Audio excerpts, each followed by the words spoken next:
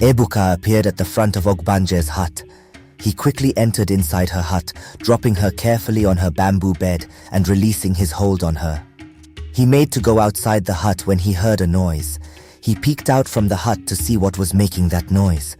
Lo and behold, it was Uhamiri. She was all dressed in black attire. Her aura seemed stronger than before. Ebuka watches as Uhamiri walked over to Okoro's hut. She stood there for a while, then turned and went over to the hut of the children. "Let me start with the children first. I will make them imbecile." "Oh yes, I will," Uhamiri said quietly, but Ebuka heard her nevertheless. He doesn't want Uhamiri to know about his presence. As he was thinking of what to do, Adaku opened her hut and came out. She quickly walked towards Uhamiri, who didn't turn to see who it was.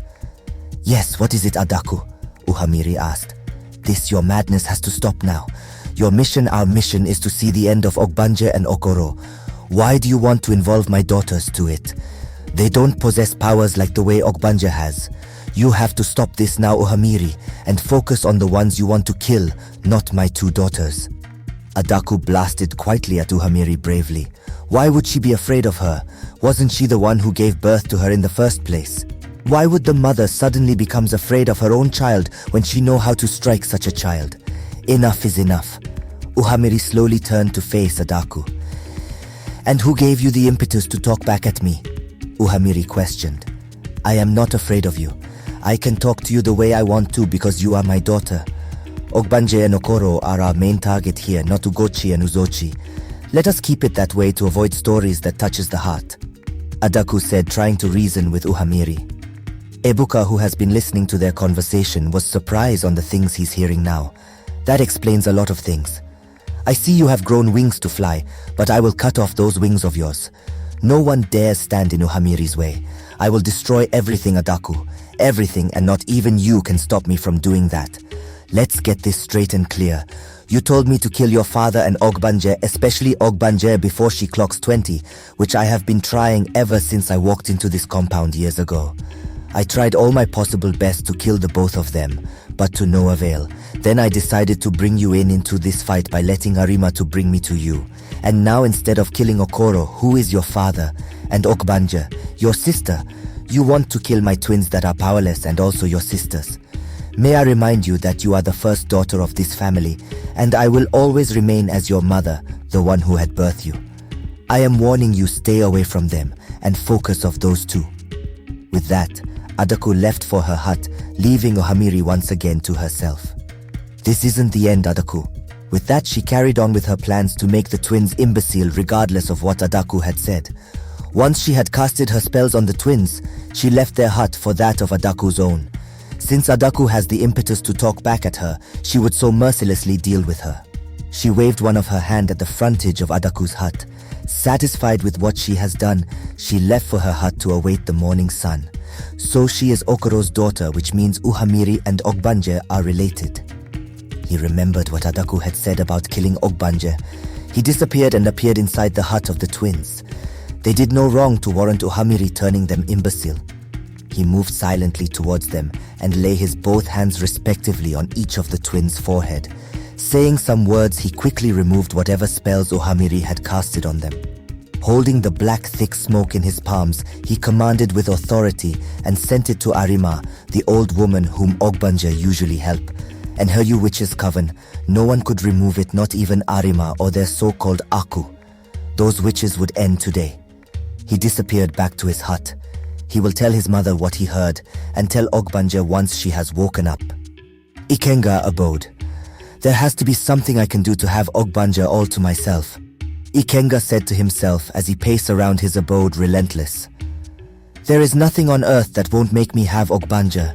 I know by now my beloved would have told my brother to be wary of his anger, that I might use it against him. Well, she wasn't far from the truth, Ikenga said to himself again. He has to come up with something that would make Ogbanje all his. A thought came through his mind, and he nodded his head as the plan formed in his head. Yes, that is what exactly I would do. I will challenge Amadioha to a duel. If he loses, then Ogbanje would be his. But if Amadioha wins, he can have Ogbanje all to himself. That is, if Amadioha can defeat the god of war. Ikenga laughed sheepishly at his thought. He had already known he would be the winner and no one else. Amadioha likes challenge and would quickly accept his challenge for the hands of Aleolisa. Everything shall work in his favor once again. He has to get himself prepared and inform his brother about the fight. Whosoever that wins shall have the hands of O.G.B.A.N.J.E. Witches meeting. Isnwai was with comrade when it happened all of a sudden. Iruka, why haven't you bring the blood of your only son to us? You know it's your turn to bring your son blood, Ezenwai said. Iruka stood up from where she sat down and bowed her head to Ezenwai. Ezenwai, please pity me. Have mercy on me. How can I kill my only son, my only child, now that he has come of age? Biko tampered my case with justice. Iruka pleaded with the Ezenwai. It has reached her turn to kill her only child, but couldn't. She didn't have the heart to do so. Silence, woman. I killed my own children and family, so does everyone in here. When you are busy enjoying the blood of everyone's children, you didn't think that one day you would sacrifice your son. Iruka, don't dare me. Your day to bring your son blood has long been overdue, but still yet I did nothing to you. Iruka, to avoid the wrath of AKU upon yourself, kill your son before the cock crows in the morning, Izenwai declared finally. Iruka nodded her head as she had pleaded, but her pleas wasn't heard. I will kill him, Izenwai, Iruka said. Then better be fast about it. Delaying it is dangerous, Ezenwai said and stretches her hands upwards.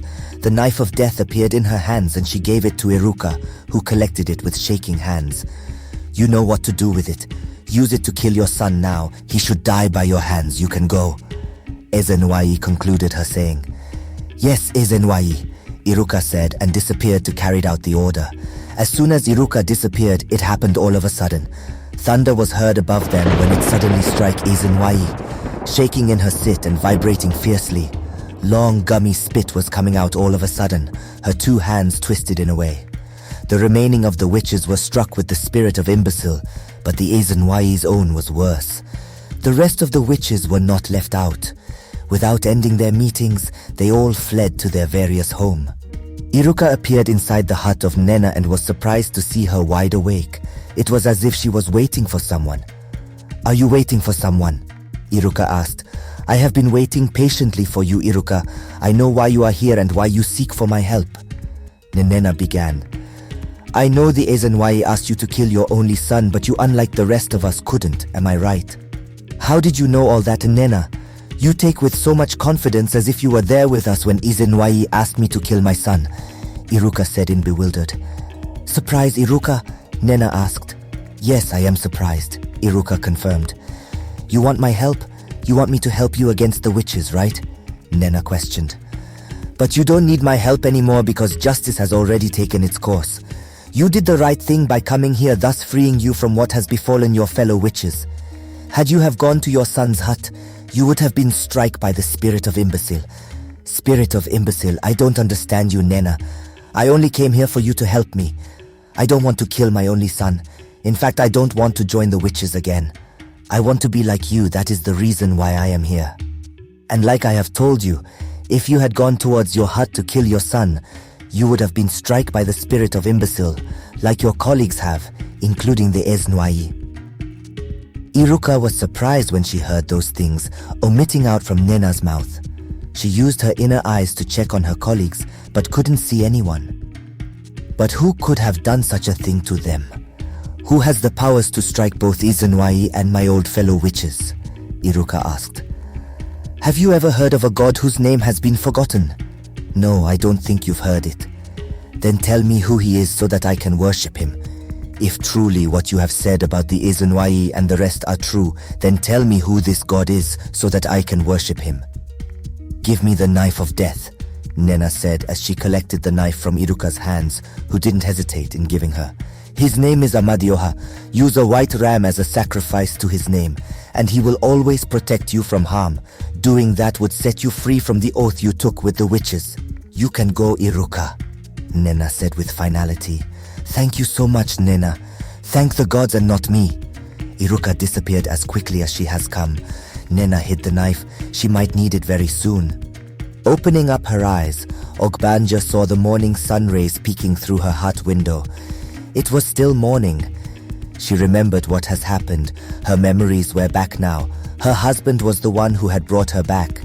Even in her state of unconsciousness, she overheard the conversation between Adaku and Uhamiri. She has to tell her father what she overheard. She quickly made for her hut door and opened the door.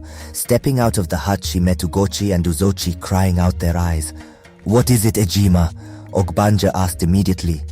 "It's Mama Ooh. We woke up this morning to see that she now has boils all over her."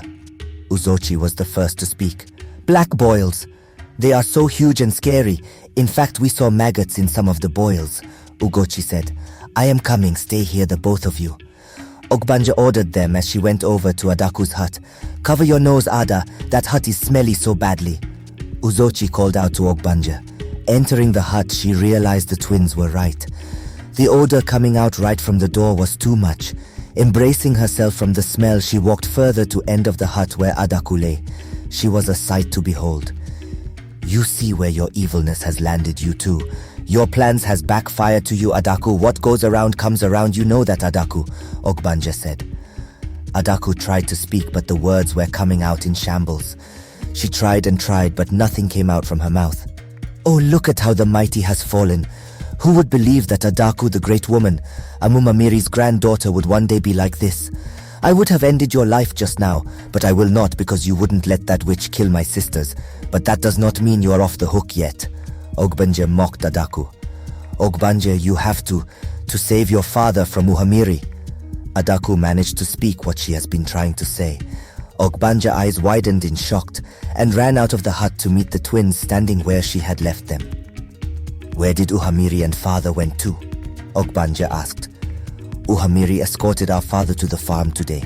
When father woke up this morning and saw the way our mother was, he said he was going to the farm to bring some herbs, and Uhamiri volunteered herself to come with him," Ugochi explained.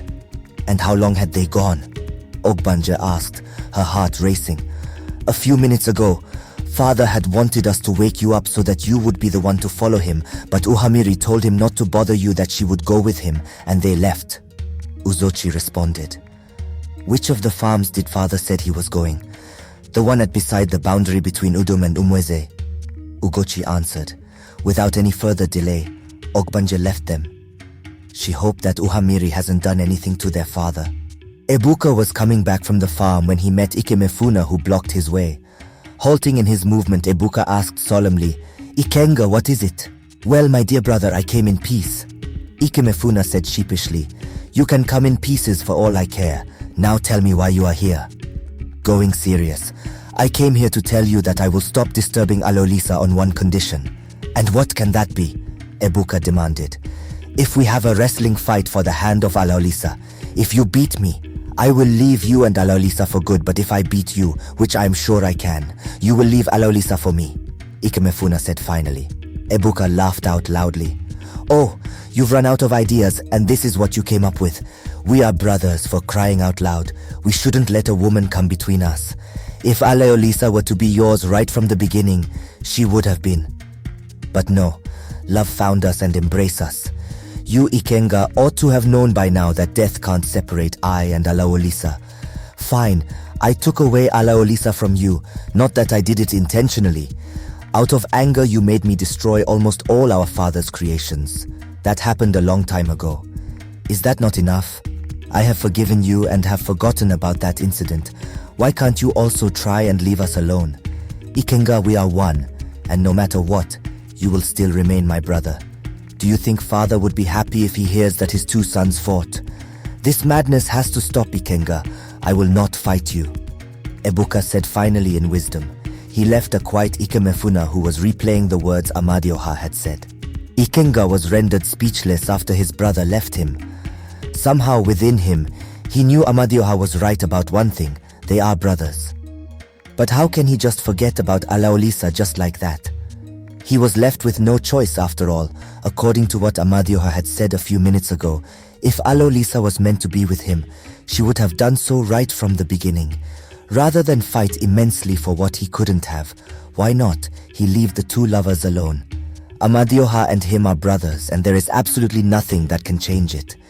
Ikenga felt as if something heavy has been lifted up from his shoulder when he realized the truth. Just this once he would do as Amadioha had told him. He would leave the lovers alone. He disappeared. What troubles you, my dear daughter? Anyanu asked his daughter as soon as he dispatched himself from their hug. What kind of help do you need? It's about a girl who wants to kill my daughter, Chi told her father. Anyanu gave out a laugh. If you are talking about Alaolisa, then you shouldn't be bothered about a thing, Anyanu told her. How did you mean, father? Chi asked confusingly. Alaolisa is the daughter from the O.G.B.A.N.J.E world. The Queen Mother is her mother. Like you, Alaolisa left the O.G.B.A.N.J.E world to dwell with the mortals. Fortunately for you, you gave birth to her. Anyanu explained. But that hasn't answered why you wouldn't help my daughter, father? Alaolisa full powers has been restored, so don't worry about her. She will take care of herself. Anyanu reassured his daughter. We should rather celebrate your return, he added. If you say so, father. O.G.B.A.N.J.E quickly ran towards the farm direction the twins had told her Okoro and Uhamiri had left a couple of minutes ago. She got to the said farm and didn't see anything. She searched every hook and canny of the farmland, but couldn't find her father nor Uhamiri. She quickly ran to Ebuka's hut. Earlier on, Okoro and Uhamiri were walking alongside together, going towards the farmland to get some special herbs for Adaku when Okoro suddenly laughed. Nai, what is it? Uhamiri asked, surprised at seeing him laughing all of a sudden. A man who rushes into battle does not realize that battle entails death, Okoro said out of blue as they started approaching the farmland. Meaning, I don't understand you, Nai, Uhamiri questioned confusingly. The mind is like a bag. Everyone has one. Uhamiri, you should quit your pretense now and carry out your plans. Okoro responded confidently at Uhamiri, who wore a look of surprise. Trying not to show how the words affected her, she decided to pretend not knowing what Okoro is saying. What are you trying to say, Nai? I don't get you. You and I both know what I'm saying. From the moment Adaku, my wife, brought you into my home, I knew that there was something suspicious about you.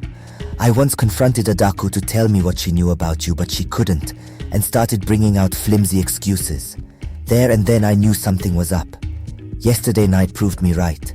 Not pretending anymore, her eyeballs changed completely to her normal ones.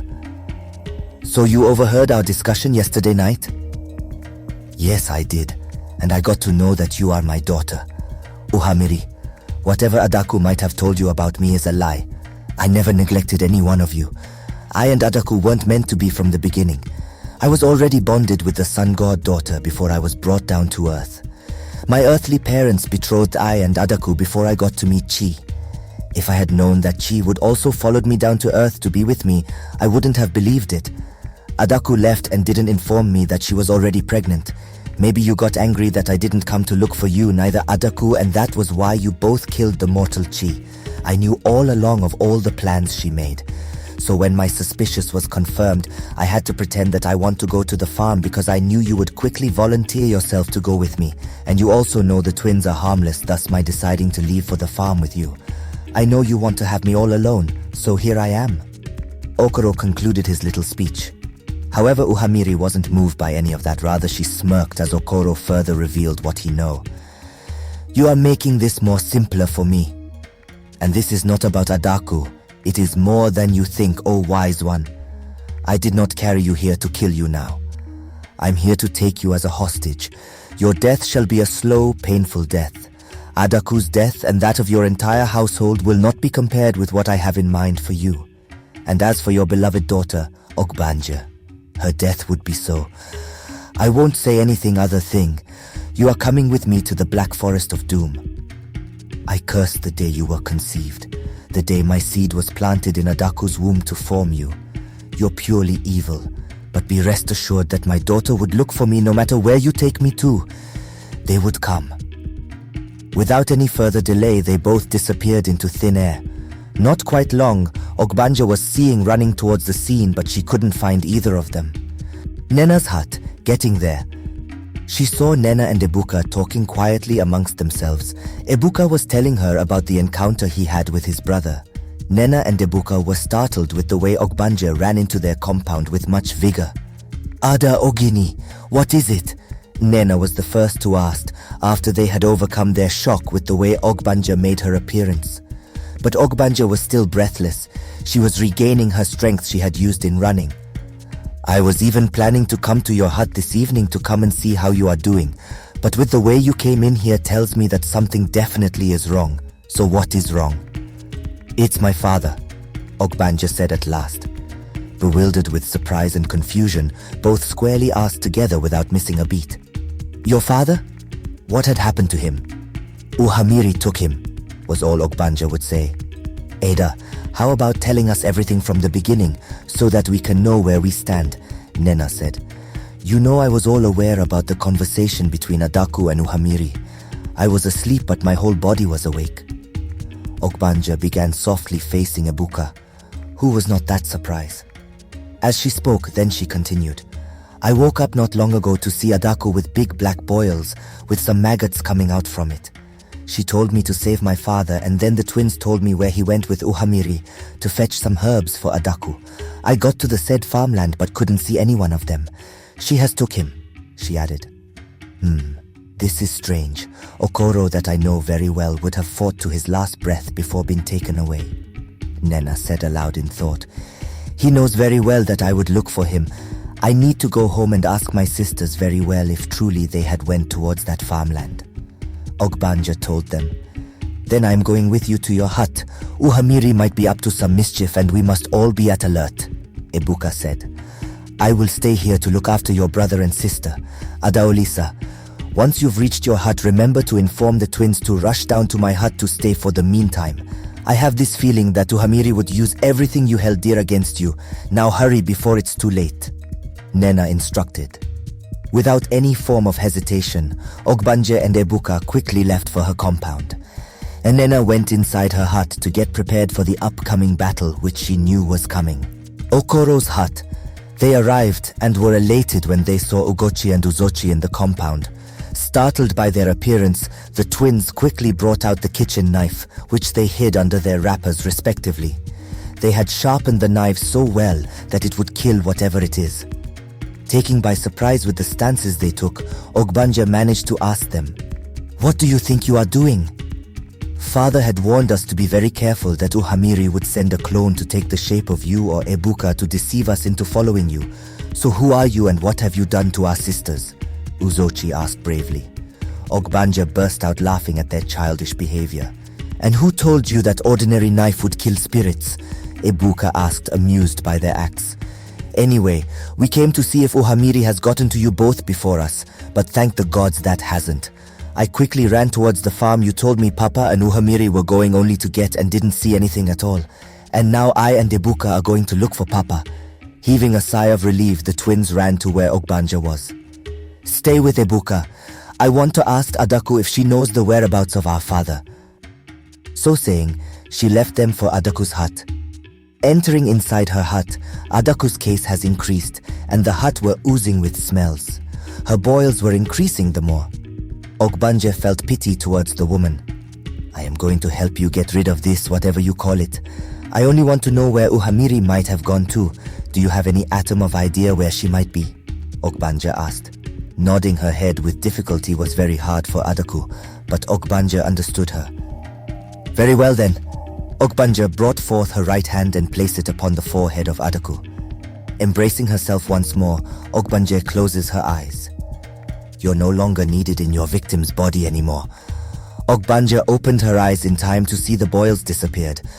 Adaku, getting back to herself, knelt down and thanked Ogbanje remorseful and pleaded with Ogbanje to forgive her for whatever atrocities she had committed.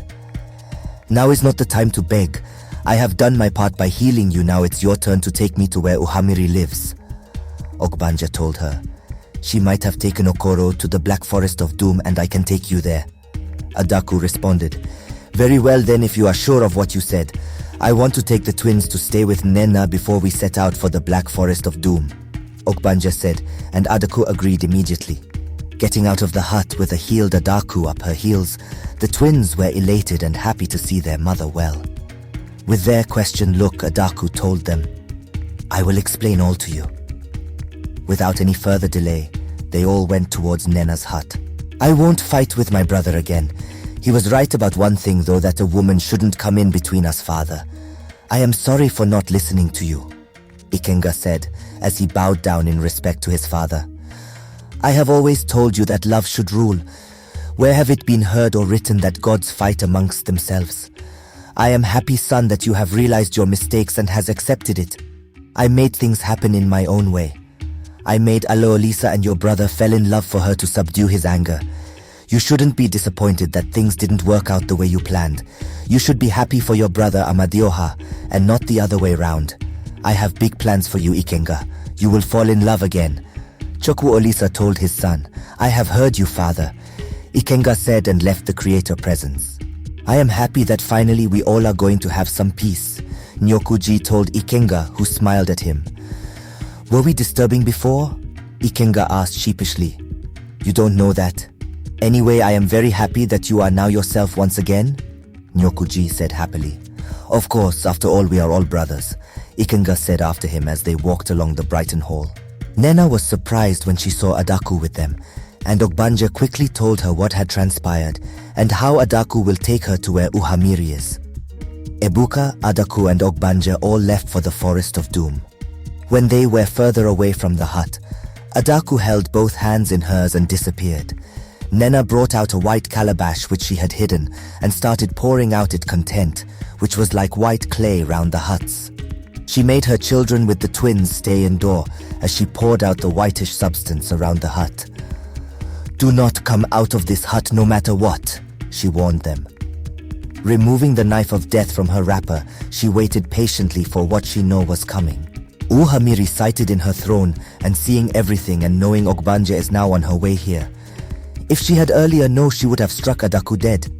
Let me see how Nena would kill my scorpion god, Uhamiri said, and invoked the scorpion god to her presence. It appeared half of the scorpion were in human form and the other in scorpion form. Take all your scorpions with you down to Nena's hut. Kill and destroy whosoever that is in there, Uhamiri commanded. The Scorpion King bowed his head and disappeared. I can't sit and watch that evil girl destroy Nena and those children.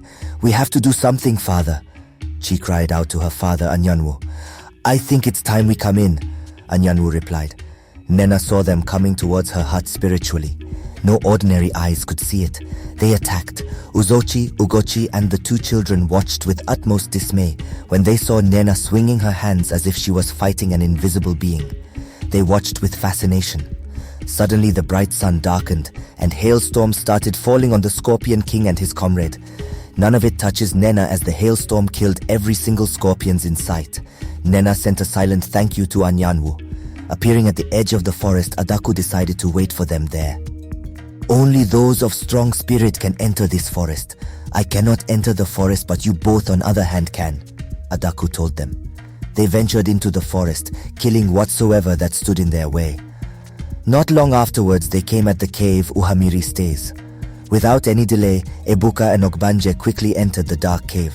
They didn't have to search for long. Uhamiri was sitting on her throne with her head high in pride.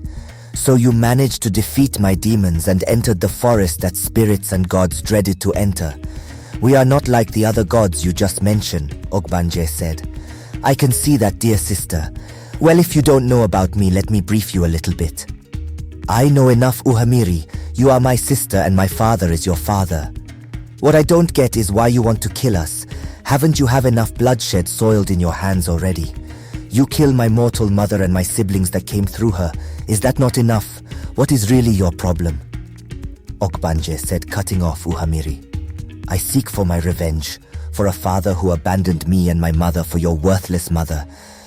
If Adaku hasn't vanished into thin air, then my father would have known about her pregnancy and cater for you and your mother, but no, your mother chose to flee with you. How would he know that she was pregnant? Uhamiri, you have to stop all these rubbish you are displaying right now. If you want to find who to blame, you can do that to Adaku and not to the innocent souls that did nothing to you. Whatever you said can't change the fact that he wasn't there, and I will surely kill Adaku when I have finally killed you, Uhamiri said without any atom of remorse in her. Not while I am here. Ebuka decided to contribute this time. Oh, I forgot you came with her. Once I'm done with her, I will have you to myself, Uhamiri said and turned to gaze back at Ogbanje. Prepare to die. She struck them with a lightning, but Ebuka was quick to divert the lightning before it hit them. They both started exchanging all sorts of powers. When Uhamiri saw that she wasn't winning, she made Okoro appeared in their presence, if not by the quick intervention of Ikenga, who struck Uhamiri at the back with his sword, and at the same time removed Okoro out from black fire O.G.B.A.N.J.E had sent to her, Okoro would have been a dead man. Uhamiri laid there staring at nothing as she slowly died. I came as soon as I saw the lightning. I have been here waiting for the right moment to strike her, Ikenga said, and was surprised to see a confused and surprised look on Amadioha and O.G.B.A.N.J.E faces, most especially Amadioha's own. Surprise I came to help? Listen to me and don't interrupt me because I won't repeat myself again. Well, I thought over what you had told me and I realized my mistake, and I am not lying. I realized I was the one at fault from the beginning. I made you do what you were not supposed to do, and I am very sorry for that. You were right. We are brothers and nothing can change that fact. I have apologized to our father for my mistake, and I came here to beg for your forgiveness and let us start afresh once again like brothers. Ikenga finally said, and stretched forth his hand for a handshake from Amadioha. So brothers? Smiling, Amadioha nodded his head and clasped his hand with his. Brothers. Feeling at peace within himself, Ikenga vanished. Okoro smiled at that and gave praises to Chukwuolisa. Ebuka and O.G.B.A.N.J.E laughed and hugged themselves before they left the cave. Ebuka took the dead body of Uhamiri as he, O.G.B.A.N.J.E and Okoro made their way towards Adaku, who stood anxiously waiting for them. They left home and buried Uhamiri in a glorious way. After all, she was their sister and daughter. Okoro forgave Adaku, and once again they lived their normal lives. And when he died, his soul went to meet his lover, and Anyanwu finally gave out his blessings to them. Adaku's attitude towards O.G.B.A.N.J.E changed, and she started loving her as her own daughter. The twins grew up to become the first female hunters in Udum. They were both feared far and wide and was widely known around the villages. Ikenga once again made the people remember a god called Amadioha. Amadioha was greatly served. And finally, down to the two lover birds, Ebuka and O.G.B.A.N.J.E later got married and gave birth to two beautiful children, a boy and a girl. They stayed together even after their death. Both returned back to their god and goddess form. Once in a while, Alaolisa visit her mother in the O.G.B.A.N.J.E's kingdom, and other times visit Chi Anyanwu's daughter. And that is the true story of how Amadioha and Alaolisa, Igbo god and goddess, met and got married.